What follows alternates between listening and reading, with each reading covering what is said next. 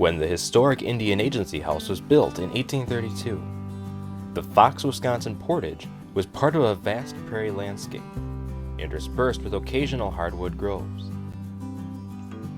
In 1942, a decade after the Agency House was restored and opened as a museum, conservation legend Aldo Leopold reported on the great potential for restoring the historic prairie, as a wide variety of prairie plant species still remained extant on the property. Today, several acres of prairie still exist on this landscape, but invasive species have been steadily encroaching upon it. Dense stands of highly invasive black locust trees are aggressively invading the remaining prairie.